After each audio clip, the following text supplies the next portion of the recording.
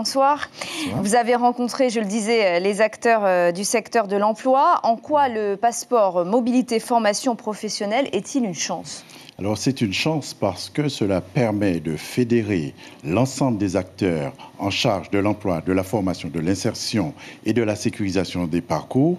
Et l'ADOM apporte des aides financières et surtout un accompagnement personnalisé. Nous accueillons les jeunes qui arrivent en France hexagonale et pendant toute la durée de la formation, nous les suivons et nous payons surtout les frais pédagogiques. On va reparler tout de suite des frais, si vous le voulez bien. Oui. 10 Polynésiens vont bientôt débuter ou ont déjà débuté en métropole et une formation de scaphandrier, de chargé d'affaires en bâtiment ou encore de géomètre.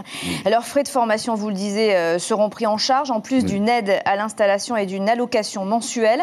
C'est la traduction concrète de la continuité territoriale.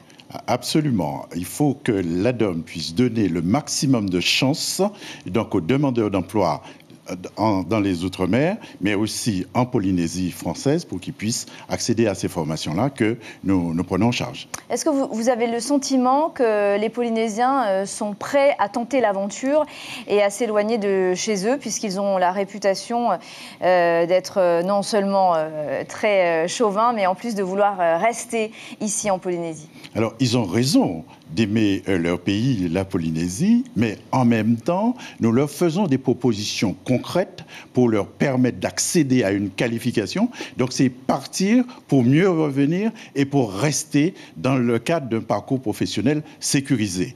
Et donc, nous partons des principaux secteurs qui ont été définis, tels que le secteur maritime, par exemple, pour former des soudeurs. Donc, à partir du moment où ils savent qu'ils vont partir pour trouver un emploi ici, donc ça les incite à le faire. Est-ce que ça marche au retour, justement ?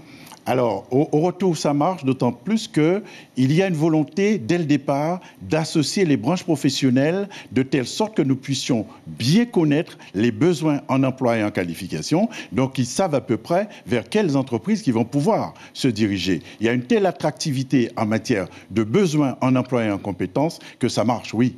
Alors, vous parlez de branches professionnelles. Quels sont les secteurs d'activité en dehors du BTP, du tourisme, et vous l'avez cité, le secteur maritime, qui sont en attente de personnel qualifié ici en Polynésie ?